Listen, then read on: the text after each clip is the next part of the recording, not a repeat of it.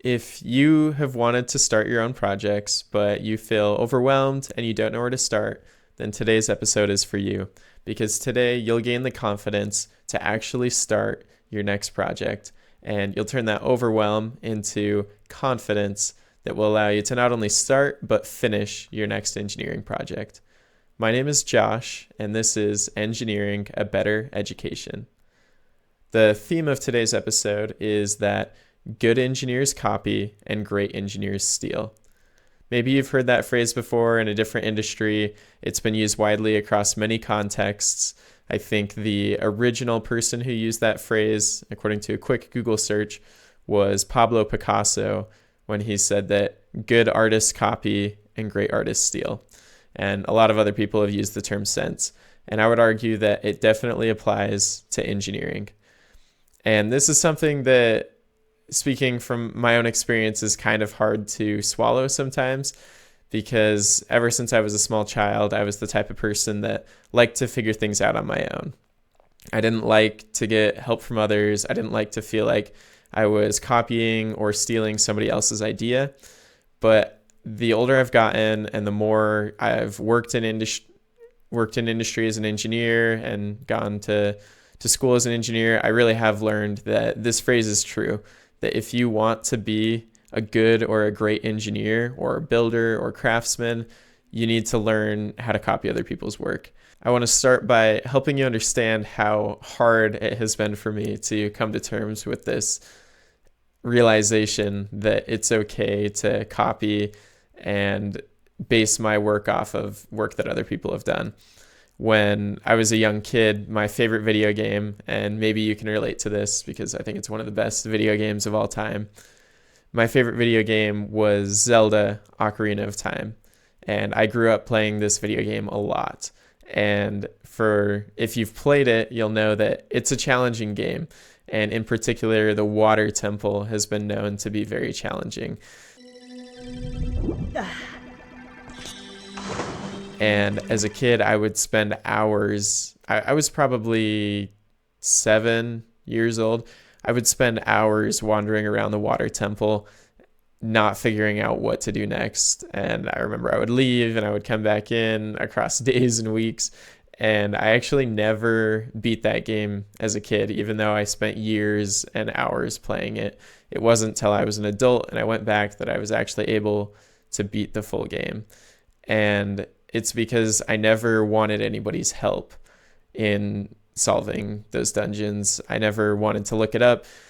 Back in those days, YouTube was really new, and gamer walkthroughs were pretty much non-existent. But my family actually had a cheat code book where maybe you're familiar with these.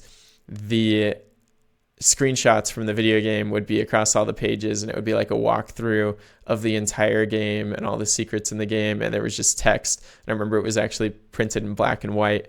And so if I really wanted to, I could have opened that book and found the part that I was at and found the answer to how to solve the dungeon and move on in the game. But I always just kind of felt like that was cheating. So I limited myself a little bit. And eventually I figured it out mostly on my own. I think even as an adult, I had to look up like 2 things to be able to beat the game. But that was something that was really hard for me. And as a kid, I also loved to do 3D puzzles. Maybe you've seen those wooden ones where they are basically a 3-dimensional puzzle where all the pieces lock together and you're supposed to build it into like a pyramid or some kind of fun shape. And they come assembled and you pull them apart and disassemble them and then try to build it back together. And same thing with those. I never wanted to look up a guide on how to do it. And in fact, some of those puzzles I think I never disassembled because I was so afraid that I wouldn't be able to put it back together. And I knew that I didn't want to ask anyone for help. So I had several of those puzzles as a kid that I never finished, never solved them, and maybe 1 or 2 that I never even took apart. Because once again, I wanted to figure everything out on my own, and I didn't want to get help from anybody. However, there was one type of puzzle where I didn't feel that way for some reason, and that was the Rubik's Cube. I got a Rubik's Cube when I was probably in junior high, and it came with the instructions. And I remember for some reason with the Rubik's Cube, I went straight to the instructions, or at least early on I went to the instructions and I started following them and learning the algorithms for solving Rubik's Cube. And sure enough, within a few days of practicing, or maybe a week, I was able to figure out and solve my first Rubik's Cube. And I continued to practice it and get better at it. And I got online and started learning more algorithms, faster ways to solve it. And it became a fun game and a fun hobby for me. And I got to the point where I could solve a Rubik's Cube in maybe like 50 seconds. So nothing too crazy, but I had a lot of fun with it. And I realized that there was a lot of room for growth beyond just solving the Rubik's Cube using the instructions that came with the cube. There are a lot of other ways to solve it and a lot of ways to improve and get better. So I actually got a lot of enjoyment out of the Rubik's Cube puzzle. And you can contrast that with those puzzles that I never even touched because I was so afraid that I wouldn't be able to figure them out and I didn't want to get anybody else's help in solving them. So the lesson that I learned here looking back is that it is okay to get help from others, and it's okay to copy somebody else's solution to solve a problem or to solve a puzzle. One other example of something that I learned how to do, but basically by copying other people, is this guitar that I have back here, this electric guitar on the back wall. I actually built this guitar. I would even say designed and built this guitar, and I'll grab it so you can see it a little better. But this guitar right here is my own, in some ways I could say unique creation, but at the same time, if you go online, you're going to find guitars that look very similar to this. And in particular, there was somebody who created, this is a 3D printed guitar. The plastic right here is 3D printed, and you can see it's got kind of a glossy shine to it, and that's just because I coated the whole thing in epoxy. But if you go online, you're going to find someone who has a really similar guitar with these orange hexagons and the black. I even copied some of the colors, but his guitar is going to look different from this one. And that's because I found two YouTubers, one who I believe came up with the original design for this 3D printed guitar, and another one who modified it and was the first to add epoxy to the design. And so I more or less combined the concept from both of those YouTubers, but I came up with some of my own colors doing this color gradient here. And I also just kind of created my own modifications along the way, made my own body shape a little bit, and I generated all the CAD files myself. So I didn't download any of their CAD files, but I basically kind of traced some of them and copied the concept or the idea. I'm going to go put this back now. So because of my personality that I was telling you about a second ago, when I first finished my guitar, I felt a little insecure about saying that I designed or I built this guitar on my own, or saying that this guitar was unique. But it really is unique, even though I took inspiration from two other ideas. And I'll give credit to them if I ever make a video about my guitar, for sure. Credit them for coming up with some of those original designs and ideas. But I'm still the only person in the world who has a guitar that looks just like that. And in going through the process of designing that guitar, that was the first guitar that I've built, I learned how to build a guitar. And I know now that I could build a second guitar. I could build my own guitar again, and I could tweak the design even more, change the body shape, do more with the setup of the guitar, like the position of the neck and the height of the frets. And I got better at using epoxy. And so I'm even more confident that I could create fun colors with the epoxy and create cool gradients. And none of that would have been possible if I didn't stumble across that idea from the first person, the first YouTube video where somebody created a 3D printed guitar. That had never occurred to me, maybe would have never occurred to me if I hadn't found that online first from somebody else's idea. And I'm glad that I looked online a little bit more and found other people who had kind of tweaked this design, because that's what gave me the idea for adding the epoxy and some of the fun colors that I have on there. So because I was willing to follow along with somebody else's idea and essentially copied and stole that idea from the original person who made it, but I was able to turn it into something unique and that's my own. And I was able to learn the skills associated with starting and finishing that project. So I would say that it was 100% worth it. And I've been learning that it's okay to copy somebody else's idea. And in fact, I would recommend that if you are doing something for the first time or you're starting a new project. I would recommend, if you want to be successful and you want to have a guide along the way, to copy somebody else's project that they've done where they've achieved the result that you're looking for. Don't feel bad about it and don't be afraid to do that, because the truth is that there are no 100% original ideas. And also, there's no prize for doing something on your own without somebody else's help. Trying to do everything on your own is actually just going to make your life harder, and it's going to hinder your progress as an engineer, a craftsman, a builder. Whereas taking somebody else as a guide and starting by copying somebody else's projects and ideas is going to give you the skill set to begin coming up with your more original ideas and contributing to that whole space as a builder and a craftsman in general. In fact, if you're really good at it, you'll probably get people copying your ideas in the future. And that's actually a compliment in engineering. If somebody is copying your design, it means that it's probably really good. So trying to do everything on your own, to me, kind of feels a little bit like trying to win a tennis world championship without a coach. There's no extra prize for somebody winning a world championship with no coach versus winning one with a coach.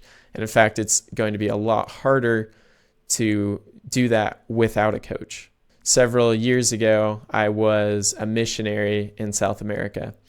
And essentially, I was going around and sharing my religion and inviting people to learn more about Jesus Christ. I'm a Christian, so I was teaching people about him and sharing what I treasure about my religion and helping people find joy and religious fulfillment in their life through my message. And in order to do that in South America, I had to learn Spanish. And I served alongside many other missionaries who had to learn Spanish. Many of them were from the United States, like I am, and did not grow up speaking Spanish. So we had some extensive training before we went out and started talking to people. And then day to day, we would continue studying. Usually for an hour a day, we would study our Spanish. And then, of course, we get to practice it all day talking to people. And I had one companion, this was another missionary that I served with, who really wanted to learn Spanish without ever opening the Spanish textbook. For some reason, he had decided that that was going to be something really cool to be able to say after he had finished his whole mission and learned Spanish, to say, like, I learned Spanish without ever opening the textbook. And so I remember that when we would have our study time together, I would typically open the textbook and study some of the concepts in there, look up questions that I had throughout the day, and my companion would not open his textbook and instead would maybe just read his scriptures, read the Bible in Spanish, and just get his practice there. And he was doing pretty well. I mean, he was able to talk to people and had been there longer than I was and probably had stronger Spanish than I did. But I would notice sometimes some recurring issues, like grammatically or with certain ways that he would say things. And I really think that if he had been willing to open the textbook and use all of the resources that were available to him, his Spanish probably would have been better and he wouldn't have had to struggle so much. And I think at some point, maybe it was because I was trying to convince him, but I think at some point he did decide that he was just going to open the textbook and use it and that would be better. And I really think that was a good call, because I don't think anyone would have been too overly impressed with his story about learning Spanish without ever using the textbook. Maybe I'm wrong. Maybe some people would have valued that a lot, but I really don't think there was any extra prize involved. Really, the prize of learning a language is being able to speak that language and communicate with people who speak that language. So once again, this goes to the concept that there's no extra prize for doing something completely on your own. The real value is in using all of the resources that are available to you. And a lot of times that means using guides, using paths that other people have already made. Even if it feels a little bit like cheating sometimes, it feels a little bit like copying somebody else's work. But if you really want to become great at something, if you want to be the best, that's the way to do it, is to use all of the resources that are available to you. Even if that means finding someone's YouTube video online and copying their project one for one exactly, because it's something that you want to learn and something that you want to do. It all comes down to the question of, what do you really want most? And in life, I think we can optimize really well for the thing that we want most, but we can't optimize for everything at the same time. And I'm a runner, and sometimes I think about this with my running training. And for me, the most important thing when I'm training for a race is to meet my race goal, to get my goal time, to get my goal place. And sometimes it can be really tempting to start optimizing for something else, like my watch stats. My watch will, it has the algorithms to generate numbers that tell me like how good my fitness level is and how good my training's been. And I know this can be a snare for a lot of runners. You really want your watch to be proud of you, right? You want your watch to say that you're in the green and your training is optimized and your fitness level is higher than it's ever been. And those things are great. They're meant to be tools that reflect the true fitness of your body, but they're not always correct, and they do make mistakes. And sometimes as a runner, I know that maybe I'm still recovering and I'm beat down from some runs, but my watch is saying you're fully recovered, and if you don't do a hard run today, then your base fitness level is going to drop. But I know from years of training that today is not the day to do that hard workout. And in fact, if I do that hard workout, even though my watch might say that my fitness is improving, I might actually not be optimizing for race preparedness. So I have to remind myself frequently that I'm not optimizing for praise from my watch or optimal watch or Strava stats. I'm actually optimizing for a good race day where I can meet my race day goals. And so the question that I have for you is, would you rather start and finish a successful, tangible project, or would you rather say that you were able to do something on your own? And if you're like me, answering that question is a little bit difficult to truly reflect internally and answer that question honestly. But I will say that if you're like me, you'll be so much happier if you just start and finish a project, and you can say that you followed along with someone's tutorial or you copied someone else's idea, but look, you did it yourself. And just because you're copying somebody else's idea or you're following along with them does not even mean it's going to be easy. So you're still going to have the satisfaction of working through a challenge and the journey of the challenge. Like that guitar, for example, took me almost 1 year. I think I spent 10 months working on that guitar. And yes, I put it on the back burner for months at a time due to my full-time job, but it was hard. It was difficult. I spent probably 80 to 100 hours working on it. And even though I was copying someone else's idea, there were still a lot of gaps in the videos that those people had produced and just unforeseen challenges that I didn't anticipate when I started the project. So I still got all the satisfaction of working through those challenges and thinking on my own and problem solving on my own, because not everything was laid out and I had to figure a lot of things out on my own. I just had a good roadmap. It was like following a map to my destination, and that's what helped me to get there. And I don't think I would have succeeded if I hadn't been willing to lean on their ideas and their videos. I mentioned something else earlier in this episode where I said that no idea is 100% original anyway. And that's something that I wholeheartedly believe. And I had mentioned that I'm Christian and religion is something that's important to me. So I read and I study the Bible. And there is a scripture in the Bible in Ecclesiastes 1:9, and I'll just read it. This is from the NIV translation of the Bible. And it says, There is nothing new under the sun. And that's a really simple phrase.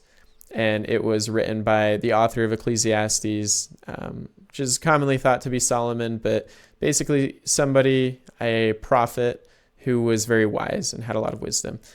And he said, there's nothing new under the sun. And what I understand from that is that people have lived for thousands of years, and the challenges that we face today are in a lot of ways similar to the challenges that people have always faced. And the ideas that we're coming up with today are ideas that likely have been thought of by people in the past. And if they're not, they're ideas that have been thought of by God. And if you don't believe in God, the point of this video is not for me to tell you whether that's right or wrong or to try to convince you of anything. But I do believe in God, and I believe that God is omniscient and that God knows all things.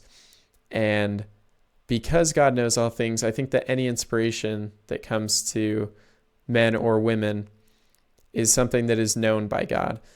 And so even though we might call an idea 100% original, I believe that new ideas that we call new and that we recognize as new and original are in fact just men and women learning and discovering something that's new to them, but may not be new to God, or may not be new to people somewhere else in the world, or maybe people somewhere else in the universe. But I'll just put it out there that what we may call an original idea may not be the first time that idea has come to somebody's mind, or that it's been used somewhere in our world, somewhere in our universe, however you want to look at it. And the best part is, so sometimes that can seem a little bit discouraging, maybe, to think that there's nothing new under the sun, like everything's been thought of, everything's been done. And sometimes I feel like that. I'm like, so is anything like exciting or new, or is there a point to innovation? And I would argue that there is, and innovation can be just as exciting, even if somebody else, somewhere else in the world or some other place, has already come up with that idea or innovated that thing. And I'll give a simple example, which is a toddler taking their first steps and walking for the first time. That is not something new. Every single one of us who walks today took our first steps at some point and learned how to walk, most likely as a toddler.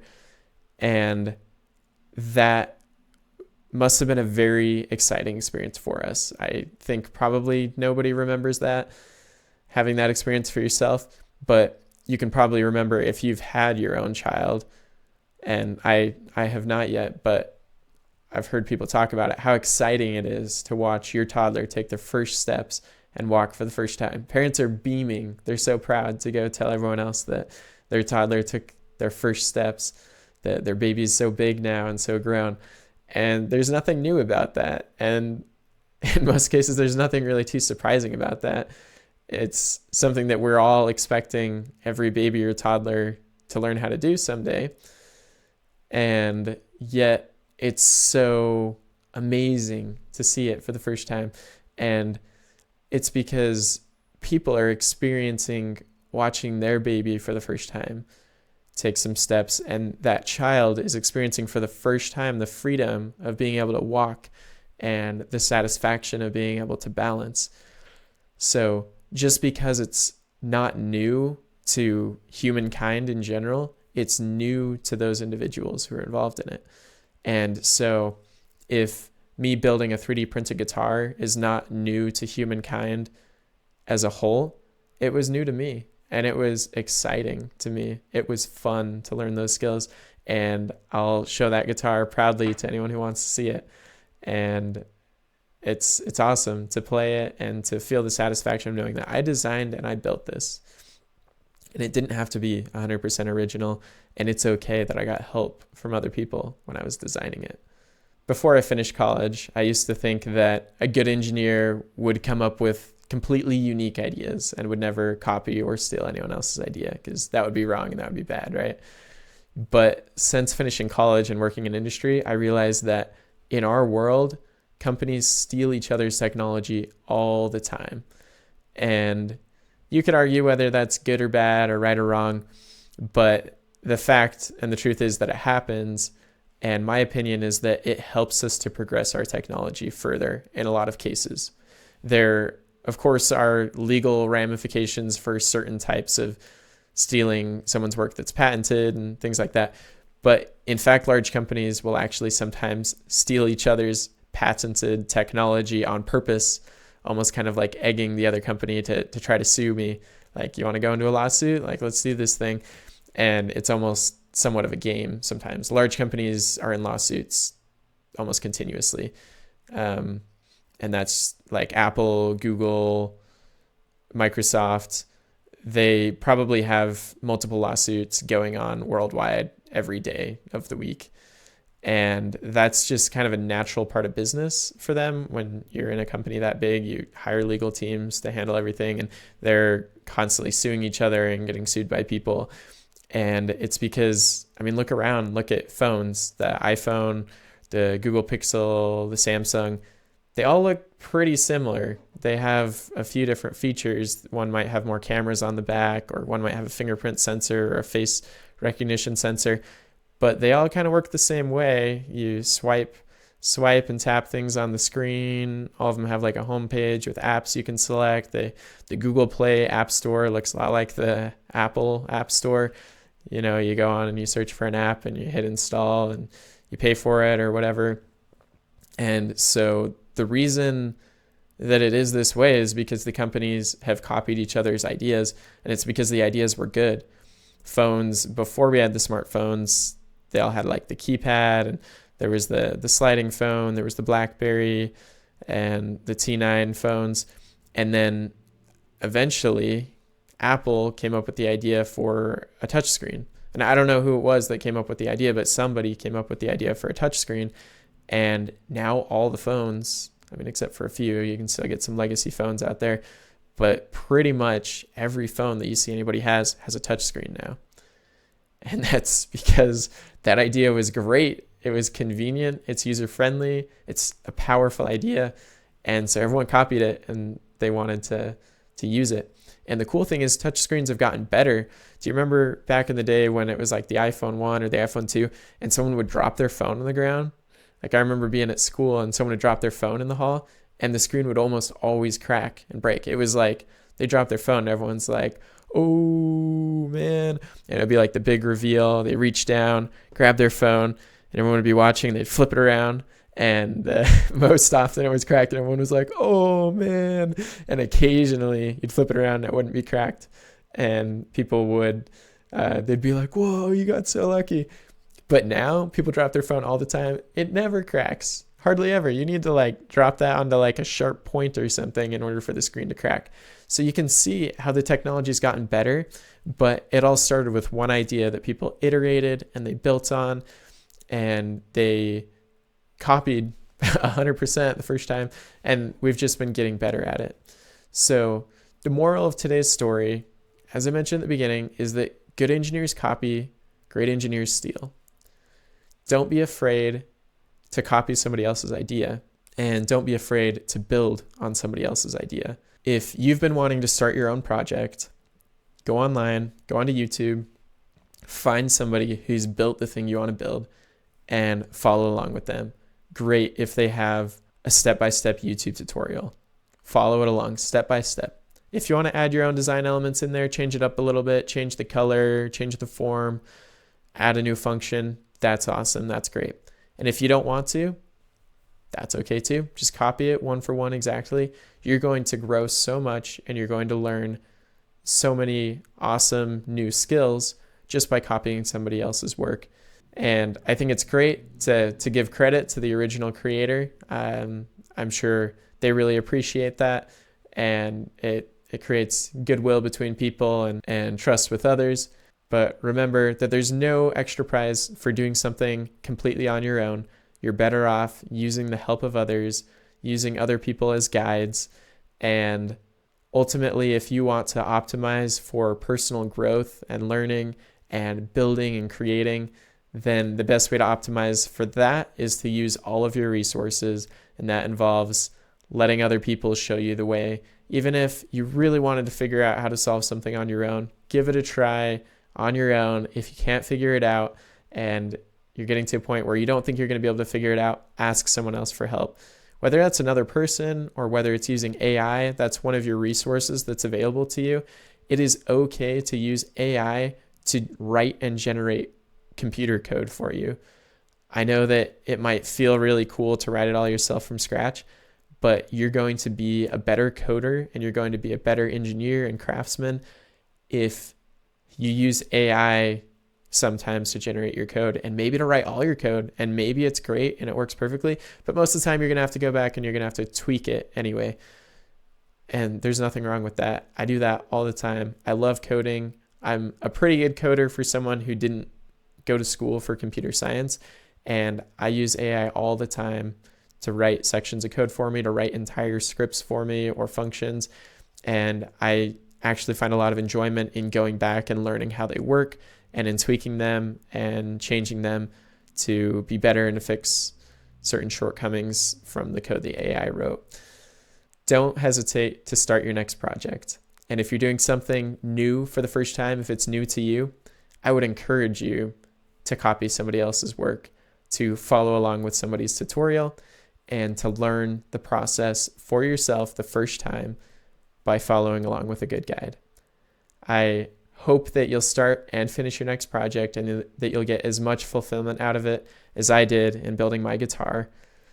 And please leave a comment below letting us know what project you feel inspired to start after watching this episode. I'd love to read the comments and hear what you're all thinking about and what you're interested in building. So let us know below, and I can't wait to talk to you again. Until next time.